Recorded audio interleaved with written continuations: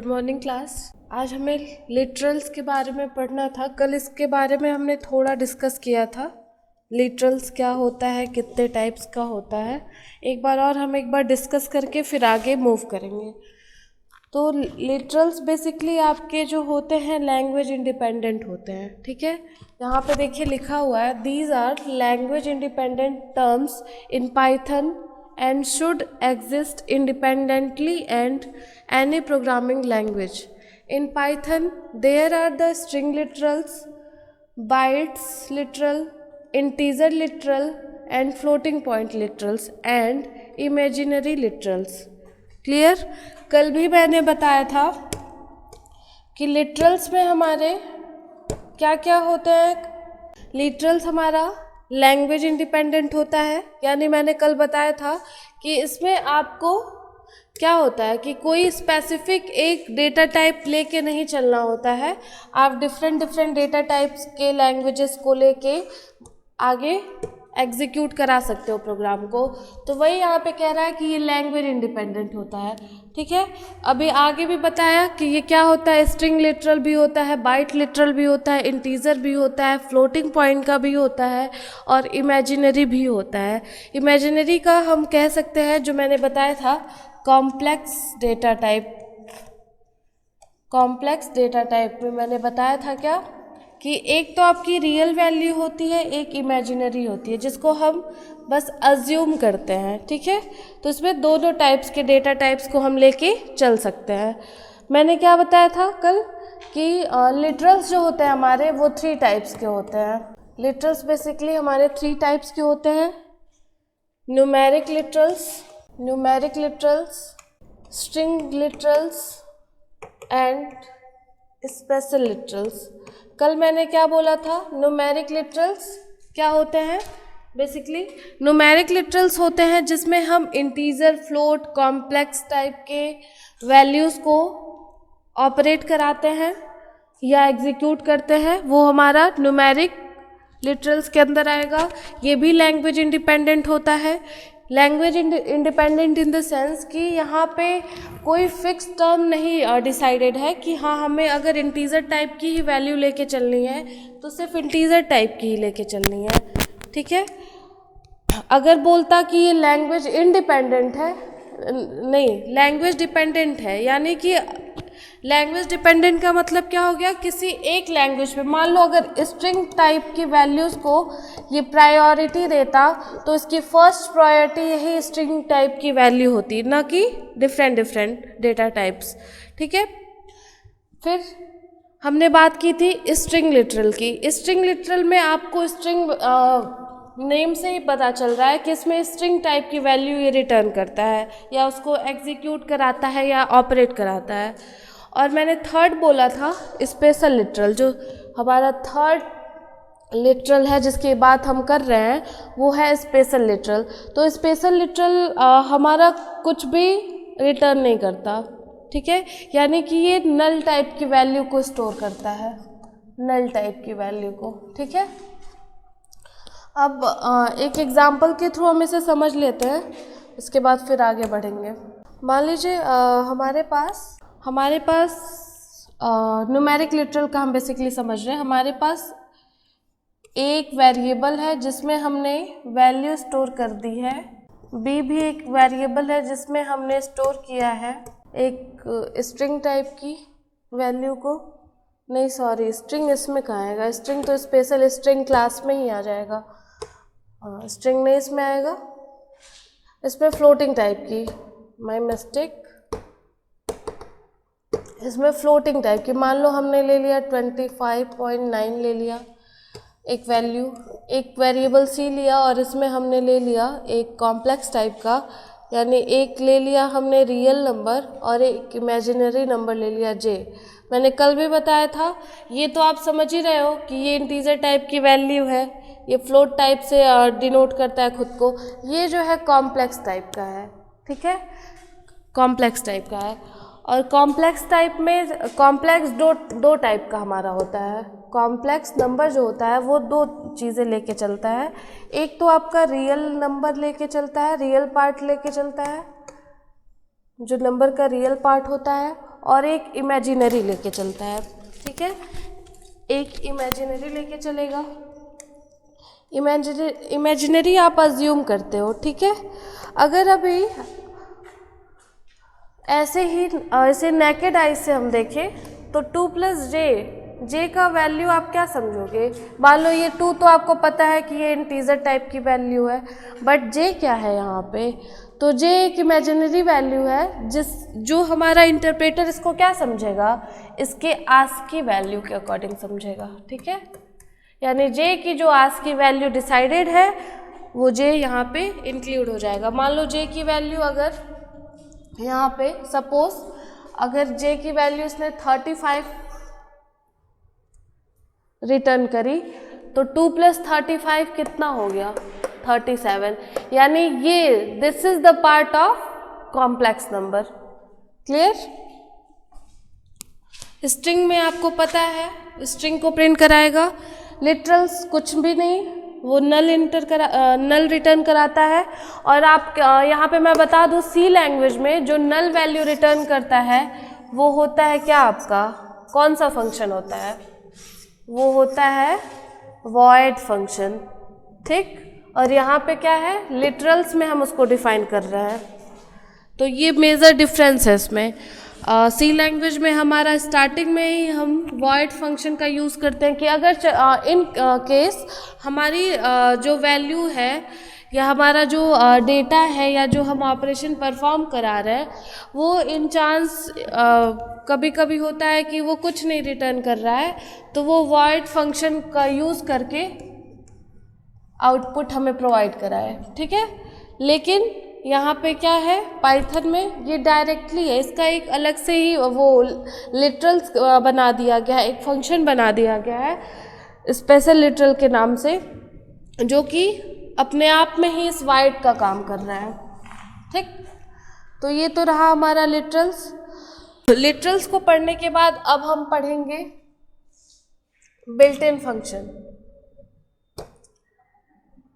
और built in function पढ़ने से पहले कुछ ऑपरेटर्स हैं हम उसको डिस्कस कर लेते हैं जो आपके पाइथन प्रोग्रामिंग में यूज़ होने वाला है। कुछ ऑपरेटर्स उसको हम देख लेते हैं, ठीक। तो जो ऑपरेटर्स हैं बेसिकली हमारे वो कौन कौन से हैं? ऐड ऑपरेटर है, सब्ट्रैक्ट का है, मल्टीप्लाई है, इंटीजर एंड डिवीज़न का है, रिमाइंडर का है, जिसको हम ऐड को हम प्लस से डिनोट करते हैं, सब्ट्रैक्ट को माइनस एज यूजुअल, मल्टीप्लाई को आस्ट्रिक्स से। मल्टीप्लाई का सिंबल जब भी हम रन टाइम में देते हैं तो आस्ट्रिक्स से हम इसको डिनोट करते हैं, स्टार जो आप बनाते हो वो।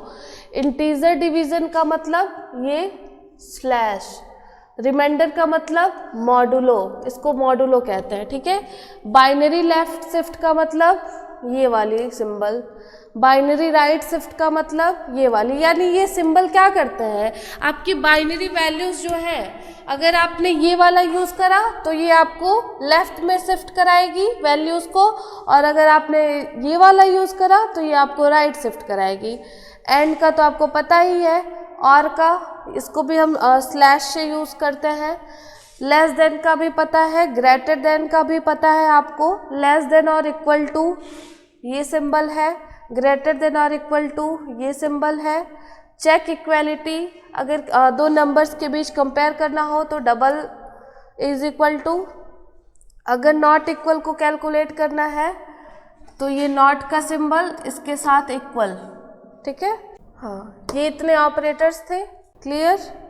अब हम आगे बढ़ने से पहले एक बिल्ट इन फंक्शन पढ़ लेते हैं, ये मोस्ट इम्पॉर्टेंट टॉपिक है। बिल्ट इन फंक्शन पढ़ लेंगे फिर आगे बढ़ेंगे। बिल्ट इन फंक्शन क्या होता है? बिल्ट इन फंक्शन पाइथन में हमारे एक बिल्ट इन फंक्शन का एक सेट होता है जिसमें आपके कुछ बेसिकली फंक्शंस आते हैं जिनको हम जान ले तो बेटर है हमारे लिए। इसमें से एक दो फंक्शन को हम जानते भी हैं, जैसे कि प्रिंट फंक्शन हो गया, लेकिन अभी कुछ और फंक्शंस हैं जिन्हें हमें जानना है। तो इसमें पहला फंक्शन जो हम पढ़ते हैं वो इनपुट फंक्शन है। पहला फंक्शन जो हम पढ़ते हैं वो इनपुट फंक्शन है। इनपुट फंक्शन नाम से ही आपको पता चल रहा है कि ये क्या करता है, ये इनपुट वैल्यूज़ को रीड करता है। क्लियर? तो इसके लिए सिंटैक्स क्या है इसका, तो सिंटैक्स देख लेते हैं इसका क्या है। सिंटैक्स इसका है वेरिएबल नेम, ठीक है, variable name in parenthesis input, ये हमें डिफाइन करना पड़ेगा, इनपुट एंड देन नंबर और वैल्यू, जो भी आप कहना चाहें कह सकते हैं, पैरेंथेसिस क्लोज, ये रहा इसका सिंटैक्स। क्लियर? इसमें क्या देंगे, पहले वेरिएबल का नाम देंगे, फिर इनपुट कराएंगे, ठीक है। क्या इनपुट करा रहे हैं, ये इनपुट से क्या ये समझ रहा है कि हम यहाँ जो वैल्यू दे रहे हैं वो एक इनपुट टाइप की वैल्यू है, बेसिकली इसके टाइप को डिफाइन करता है, ठीक है। अब एक एग्जांपल देख लेते हैं। अगर इनपुट फंक्शन का कभी कभी आपके एग्जाम में वन लीनियर में पूछ लेता है, इनपुट फंक्शन इज ऑप्शन में दे देगा टू एग्जीक्यूट प्रोग्राम टू, या फिर सेकेंड एक ऑप्शन दे देगा टू एग्जीक्यूट अ लाइन, फिर दे देगा टू रीड इनपुट वैल्यू या नन ऑफ दीज। तो इसमें से आपका ना तो ये एक किसी लाइन को एग्जीक्यूट कराता है, ना तो किसी एक प्रोग्राम को एग्जीक्यूट कराता है। ये क्या करता है बेसिकली, ये जो भी आप यूज़र इनपुट दे रहा है उसको रीड करता है। क्लियर? एग्जाम्पल देख लेते हैं। मान लीजिए हमारे पास एक वेरिएबल है, डायरेक्ट हम ले रहे हैं वेरिएबल ए, और इस वेरिएबल में हम क्या कर रहे हैं, एक इंटीजर टाइप की वैल्यू को इनपुट दे रहे हैं, ठीक है। इनपुट में आपको ये डिफाइन बेसिकली क्या कर रहा है, टाइप को डिफाइन कर रहा है कि आप इनपुट जो दे रहे हो वो किस टाइप का नंबर है, इंटीजर टाइप का है, फ्लोट टाइप का है, कॉम्प्लेक्स टाइप का है, या जो भी। तो आप यहाँ पे इंटीजर टाइप की वैल्यू को यहाँ पे असाइन कर रहे हो। आपने दे दिया ए की वैल्यू इंटीजर टाइप की है, ठीक है, पहले ही आपने बता दिया कि जो वेरिएबल है हमारा वो इंटीजर टाइप की है। देन हमने क्या किया, इनपुट एंड ब्रैकेट में हम कुछ नहीं करेंगे, एक मैसेज ही दे देंगे इंटर नंबर, एंड हम करेंगे ब्रैकेट क्लोज यानी पैरेंथेसिस क्लोज। अब हमारा नेक्स्ट प्रोग्राम की लाइन होगी प्रिंट ए, यानी हमें इस ए को प्रिंट कराना है।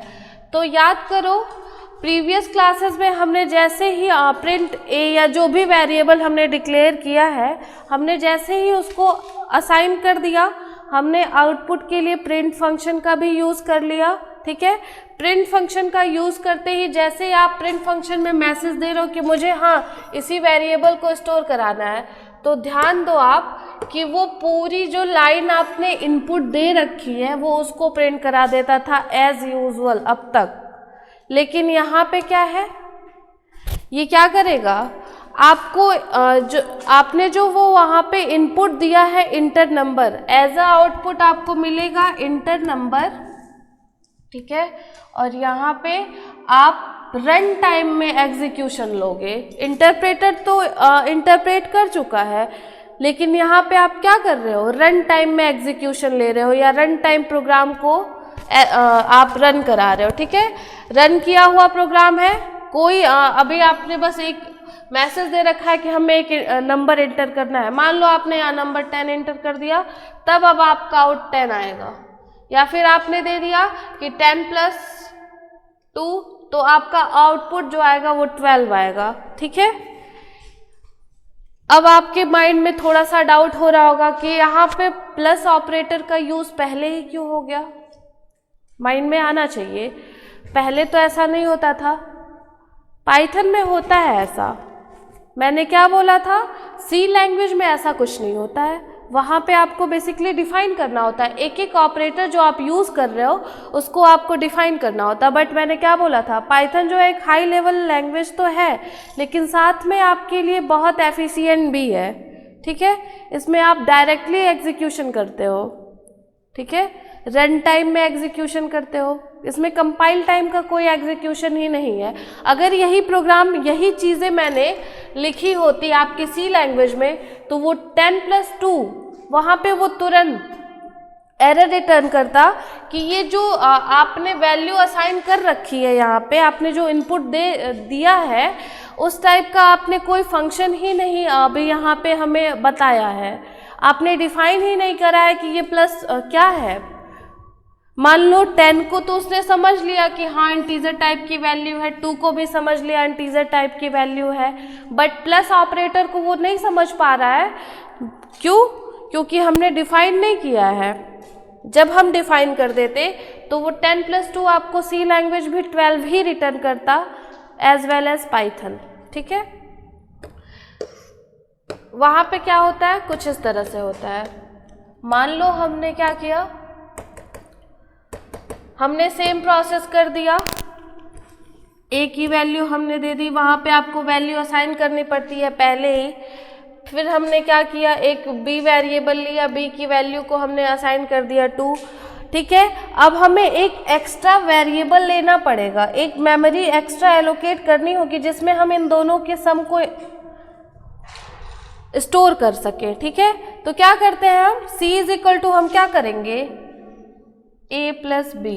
ठीक है, अब जाके आप जब printf करते थे तो आपको ये क्या रिटर्न करता था, printf में आप क्या करते थे, printf में आपने मान लो मैसेज दे दिया C कि हमें C में स्टोर कराना है, और कॉमा, ये पैरेंथेसिस यहाँ क्लोज नहीं होगा, 1 मिनट। मान लो printf में आपने दे दिया कि आपको जो प्रिंट कराना है वो C की वैल्यू को प्रिंट कराना है, एंड 1 मिनट, मिस्टेक हो रहा है मुझसे, 1 मिनट, माइनर सा है बट है, हाँ अब सही होगा। आपने मान लो printf फंक्शन में दे दिया, क्या दे दिया कि हमें जो वैल्यू प्रिंट करानी है वो A + B करानी है, जो कि हमें C में स्टोर करना है। ठीक है, अब जब आपका आउटपुट आता था तो ये जो ये आपने इवेल यहाँ पे किया है, ये A + B क्या समझेगा, A + B को तुरंत ये टर्मिनेट करा के लेके जाएगा, और यहाँ पे ये देखेगा कि A + B बेसिकली है क्या। तो साइड में हम देखते हैं, इसने लिया A की value 10 and plus operator B, क्योंकि आपने यहाँ पे पहले C में असाइन कर रखा है कि आपको A + B प्रिंट कराना है, और A + B प्रिंट करा के आपको इसी C में स्टोर करना है। अब जब आपकी आउटपुट आएगी C में तो वो आएगी 12। ये तो था हमारा C का प्रोसेस, बट हमारे पाइथन में यही चीज़ें डिफरेंट टाइप से है। यहाँ पे आप 10 + 2 दे दो, 10 - 2 दे दो, या फिर 10 मल्टीप्लाई कर दो 2 से। ठीक है, यहाँ पे आप डायरेक्टली ऑपरेटर्स का यूज़ करते हो। क्लियर, पहले भी मैंने इसको बताया है प्रीवियस क्लासेस में। तो ये तो रहा हमारा प्रिंट फंक्शन का, प्रिंट नहीं सॉरी इनपुट फंक्शन का। इनपुट फंक्शन में हमने क्या देखा कि ये क्या करता है, रीड करता है किसी भी इनपुट डेटा को जो यूज़र गिवन है। ठीक है, हो गया हमारा ये ख़त्म। अब हम नेक्स्ट पढ़ेंगे eval function. Eval function, eval function, eval function में क्या होता है, ध्यान से सुनेंगे। ये क्या करता है, किसी भी डेटा टाइप की वैल्यू है वो उसको एक्सेप्ट करता है, इवेल फंक्शन जो है। ठीक है, चाहे वो इंटीजर टाइप की है, चाहे वो फ्लोट टाइप की है, चाहे वो डबल टाइप की है। बट हाँ, इसमें ऐसा नहीं है, ऐसा भी नहीं है कि आप अगर इवेल फंक्शन का यूज़ कर रहे हो तो आप मान लो एक ही डेटा टाइप को यहाँ पे असाइन कर सकते हो। नहीं, यहाँ पे भी क्या है, मल्टी टाइम आप मल्टी डेटा टाइप्स को यूज़ कर सकते हो। फॉर एग्ज़ाम्पल, आप इंटीजर टाइप भी ले सकते हो, आप फ्लोट टाइप का भी ले सकते हो, आप डबल टाइप का भी ले सकते हो, आप कॉम्प्लेक्स टाइप का भी ले सकते हो। क्लियर, यानी ये डिफरेंट डेटा टाइप्स की वैल्यू को एक्सेप्ट करता है इवेल फंक्शन। क्लियर, तो इसका सिंटैक्स सेम वैसा ही है, क्या है, वेरिएबल नेम, वेरिएबल नेम आपका यही होगा इवेल। ठीक है, and input then enter number या जो भी है आप, या फिर डायरेक्टली नंबर असाइन करो या फिर एक मैसेज दो, आप रन टाइम में उसको असाइन करो अकॉर्डिंग टू योर। अब क्या करेंगे, एक एग्जांपल इसमें भी हम लेते हैं कि मान लो हमने लिया A = इवेल, हमने इवेल फंक्शन का यूज़ कर दिया। अगर वही हम क्या करते, इंटीजर फंक्शन का यूज़ करते तो वो किस में होता, इनपुट में होता। ठीक है, इनपुट में क्या होता है, हम एक ही टाइप के डेटा टाइप का यूज़ कर सकते हैं, डिफरेंट टाइप का नहीं। लेकिन इसमें क्या कर सकते हैं, लेकिन हाँ, इनपुट में ऑपरेटर्स का यूज़ कर सकते हैं बेझिझक, लेकिन इवल में आप ऑपरेटर के साथ साथ डिफरेंट डेटा टाइप्स का भी यूज़ कर रहे हो। ये दो मेजर डिफरेंस है इसमें, ठीक। तो इवल, देन हमने पैरेंथेसिस, इनपुट एंड ब्रैकेट में as usual enter number. Clear. अब क्या करेंगे, प्रिंट ए कर देंगे। प्रिंट ए किया हमने, आउटपुट जो आएगा हमारा, आउटपुट की अगर हम बात करते हैं तो कुछ इस तरह से आएगा, इंटर नंबर, और नंबर जो है हमारा मान लो हमने ले लिया 50, ठीक है, 50, एक ले लिया हमने ABC, और हमने ले लिया 10.5, ठीक है। अब ये क्या करेगा, जब आप अब इंटर प्रेस करोगे तो ये आपको 3 डेटा टाइप्स की वैल्यू को एज इनपुट देगा। क्या क्या, एक तो हो जाएगा आपका इंटीजर, ठीक, एक तो हो जाएगा आपका स्ट्रिंग, और एक हो जाएगा आपका फ्लोट, ठीक है। यानी आउटपुट हमारा इस तरीके से आएगा। तो आपको क्या पता चला कि जो इवल फंक्शन है वो डिफरेंट डेटा टाइप्स को एक्सेप्ट करता है, उसकी वैल्यूज़ को एक्सेप्ट करता है। एग्ज़ाम में बहुत पूछा जाता है ये, वन लीनियर में आपके, ठीक है। और इसको डिफाइन करने के लिए भी शॉर्ट टाइप में दे देता है कि इवल फंक्शन क्या है, इसको डिफाइन करिए एग्जाम्पल के थ्रू, ठीक है। अब नेक्स्ट फंक्शन है हमारा XEC function. XEC function, XEC means, XEC का फुल फॉर्म है एग्जीक्यूट। अब एग्जीक्यूट फंक्शन क्या है इसको देख लेते हैं। एग्जीक्यूट फंक्शन क्या है, तो एग्जीक्यूट फंक्शन बेसिकली क्या होता है, ये पाइथन कोड को डायनामिकली रन कराता है, ठीक है। डायनामिकली इन द सेंस कि आपने वैल्यू तो असाइन कर दी, ठीक है। Dynamically in the sense, example देखते हैं पहले, इसको तब समझ आएगा। मान लो हमने XEC फंक्शन का यूज़ किया, ठीक, और XEC फंक्शन में हमने दे दिया a की वैल्यू, वेरिएबल हमने यहाँ डिक्लेयर किया। डिफरेंस देखिए यहाँ पे, पहले ही फंक्शन को डिफाइन कर दिया और वेरिएबल को हम बाद में डिक्लेयर कर रहे हैं, और वेरिएबल को डिक्लेयर करते टाइम ही हम उसकी वैल्यू को असाइन कर दे रहे हैं, ठीक है। 2 semicolon, b is equal to हमने दे दिया 3 सेमी कॉलन। मेजर डिफरेंस, सबसे बड़ा डिफरेंस यही है कि आपको इसी एक लाइन में ही आपको वैल्यू आपकी ले लेनी है। आप यहीं पे असाइन टाइम में ही, आप जब वैल्यू असाइन कर रहे हो तभी आप प्रिंट करोगे a प्लस b, ठीक है, और ब्रैकेट को करोगे क्लोज। अब आपका आउटपुट जो आएगा वो क्या आएगा, 5 आएगा, ठीक है। 2 + 3 क्या होता है, 5। यानी ये क्या है, एग्जीक्यूट जो फंक्शन है वो क्या कर रहा है, आपका डायनेमिकली जो है आपके डेटा का रिप्रेजेंटेशन कर रहा है, या फिर डायनेमिकली जो है प्रोग्राम्स को, कोड्स को रन करा रहा है। डायनेमिकली आप समझ ही रहे हो क्या है, कि आप यहाँ पे बार बार आपको स्टैटिक फंक्शन को बार बार डिफाइन नहीं करना है। यहाँ पे भी आप एक लाइन में आप अपना चाहो तो कोड एग्जीक्यूट करा सकते हो डायनामिक फॉर्म में, ठीक है। ये तो रहा XEC फंक्शन। अब नेक्स्ट जो है हमारा फंक्शन वो है हेक्स फंक्शन। तो इसके बारे में हम ज़्यादा डिस्कस नहीं करेंगे। हेक्स फंक्शन क्या करता है, इंटीजर वैल्यू को हेक्साडेसिमल में कन्वर्ट करता है, बेसिकली ओनली इंटीजर वैल्यूज़ को, ठीक है। इंटीजर वैल्यू मान लो आपने, एग्जांपल समझो, मान लो आपने एक वैल्यू ली है, हेक्स फंक्शन ले लिया और वैल्यू दे दिया हमने 16। एक मिनट, मान लो हमने एक फंक्शन लिया हेक्स और हमने इसमें एक इंटीजर टाइप की वैल्यू 16 हमने एज ए इनपुट दे रखी है, ठीक है, दे दी हमने वैल्यू। अब जो ये हेक्स फंक्शन के अकॉर्डिंग ये क्या समझेगा कि हमें जो ये इंटीजर टाइप की वैल्यू है उसको हेक्साडेसिमल में कन्वर्ट करना है। तो हेक्साडेसिमल में 16 की वैल्यू क्या हो जाएगी, क्या होगी, मान लो आप 0x10 ये इंटरप्रेटर अपने आप से ये इसको कंपाइल करके आपको प्रेजेंट करा देगा, ठीक है। फिर है आपका लेन फंक्शन।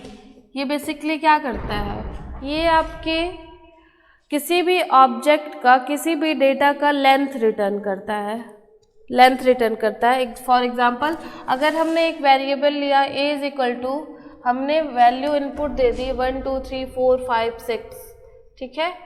अब जब ये आउटपुट हमें देगा तो देगा कैसे, जब आउटपुट देगा तो ये कुछ इस तरह से देगा, लेंथ देखेगा बेसिकली इसकी, तो इसकी लेंथ यहाँ से यहाँ तक ही तो है, तो यानी जब आउटपुट हमें मिलेगा तो 1 2 3 4 5, ठीक, यानी ये इसकी लेंथ हो गई 1 2 3 4 5, ठीक है। यानी यहाँ से लेके यहाँ तक जाएगा। अगर यहाँ तक जाता तो उसके बाद अगर एक और एक्स्ट्रा नंबर 7 होता तो 1 2 6 जाता, ठीक है।